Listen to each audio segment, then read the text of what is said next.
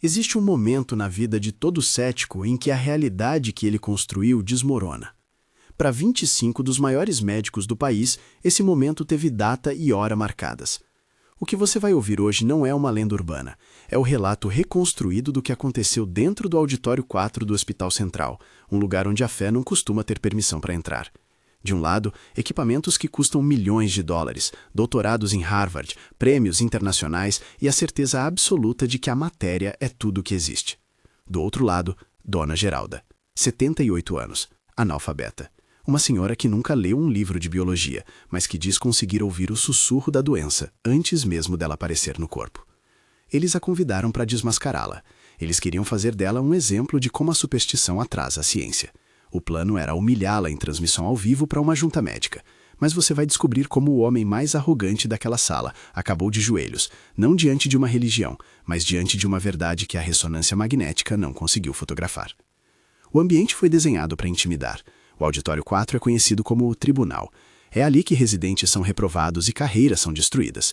A temperatura estava regulada em 19 graus, fria o suficiente para manter todos alertas. No centro, uma cadeira de madeira simples, velha, com um dos pés calçados por um pedaço de papelão. Foi colocada ali de propósito pela organização, um contraste visual para ridicularizar a convidada antes mesmo de ela abrir a boca. Nas cadeiras altas, a elite. Primeiro a doutora Patrícia, dermatologista e pesquisadora, conhecida por ser meticulosa, fria e por demitir enfermeiras que sugerem tratamentos alternativos. Ela ajeitava os óculos, impaciente, verificando o relógio a cada 30 segundos. Ao lado dela, o Dr. Humberto, psiquiatra forense, um homem que passou a vida desmentindo médiums e charlatães nos tribunais. Ele sorria com o canto da boca, segurando uma pasta cheia de laudos que usaria como armadilha. E no centro, o chefe final, Dr. Carlos Drummond, neurocirurgião. Um gênio, sem dúvida, mas um gênio que perdeu a humanidade no caminho. Para o Dr. Carlos, o corpo humano é uma máquina. Se quebra, troca a peça. Se não tem peça, joga fora. Ele estava ali não para debater, mas para executar. Ele sussurrou para o colega ao lado. Isso é um circo. Vamos dar 10 minutos para ela fazer o showzinho folclórico dela e depois voltamos ao trabalho sério. Tem uma cirurgia às 16. Mal sabia o Dr. Carlos que ele jamais faria aquela cirurgia das 16. Quando as portas se abriram, não houve música dramática. Houve apenas o som constrangedor de chinelos de borracha batendo no piso de granito polido. Dona Geralda entrou, pequena, encurvada pelo peso de anos na roça. Vestia um vestido de chita florido, desbotado por 1000 lavagens, e um cardigã de lã, mesmo naquele calor de fora. Nas mãos ela não trazia um tablet, trazia uma sacola de plástico de supermercado. Dentro dela, uma garrafa PET com água e um maço de ervas, arruda, guiné e alecrim. O silêncio na sala era de escárnio. Alguns médicos seguravam o riso. Ela caminhou devagar até a cadeira de madeira no centro. Sentou-se. Ajeitou a saia sobre os joelhos, olhou para os 25 doutores lá no alto, não com medo, mas com a ternura de uma avó que vê os netos brigando. «Boa tarde, meus filhos», disse ela com a voz calma. «Desculpem a demora. O joelho da velha hoje resolveu reclamar da chuva que vem vindo». O Dr. Carlos respondeu seco, cortante. «Dona Geralda, lá fora está sol, não tem chuva nenhuma. E aqui dentro não somos seus filhos, somos cientistas. A senhora afirma que pode diagnosticar doenças sem exames. Nós temos aqui 3 casos preparados. A senhora tem 5 minutos por caso. Se errar, vai assinar um termo admitindo charlatanismo e sairá pela porta dos fundos. Entendido?» Ela apenas sorriu e assentiu. A armadilha estava armada. A primeira a atacar foi a doutora Patrícia. No telão gigante atrás de Geralda surgiu uma imagem grotesca. Uma lesão de pele avermelhada, descamativa, cobrindo as costas inteiras de um paciente anônimo. «Muito bem», disse a doutora. «O paciente tem 34 anos. Tratamos com corticoides, imunossupressores, fototerapia. Nada funciona há 8 meses. A biópsia foi inconclusiva entre psoríase pustulosa e dermatite atópica severa. Qual é o seu diagnóstico, Dona Geralda? É sangue sujo?» A plateia riu. Era uma pergunta técnica impossível. Geralda não se virou para olhar o telão. Ela manteve os olhos fixos na doutora Patrícia. Fechou os olhos por 3 segundos, respirou fundo como se sentisse um cheiro no ar e respondeu. «Doutora, eu não preciso olhar para a foto. A ferida dele não está na pele. A ferida está na culpa». «Culpa não causa necrose epidermal, senhora», rebateu a médica. «Esse moço, a mãe dele morreu tem 8 meses e meio, não foi? Uma semana antes da ferida aparecer. O sorriso da doutora Patrícia desapareceu instantaneamente. Ela olhou para o prontuário na mesa. Ele não foi ao enterro, doutora, continuou Geralda. Ele estava viajando a trabalho e achou que dava tempo de voltar. Não deu. Ele carrega o peso de não ter dito adeus. O corpo dele está gritando o que a boca dele não fala.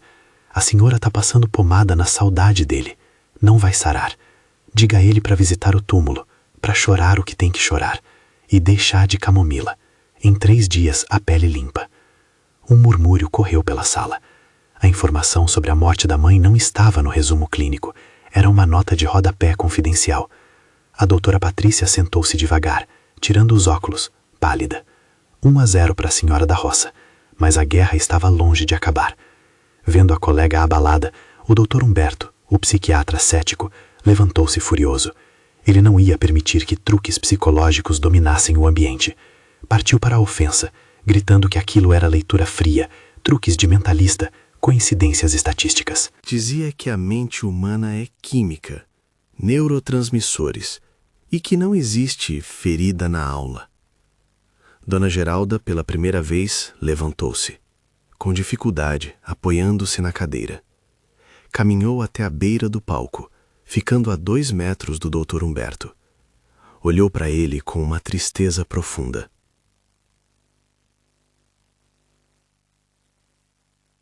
Doutor, disse ela.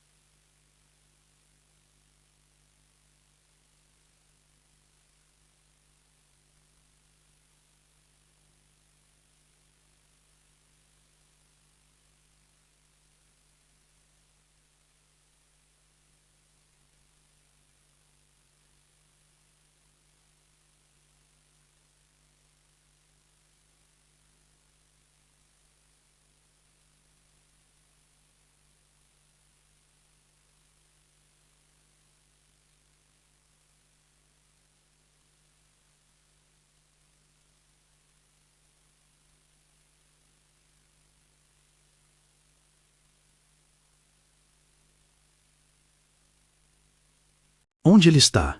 Insistiu ele. Ele está dentro desse terno caro. O paciente é o senhor.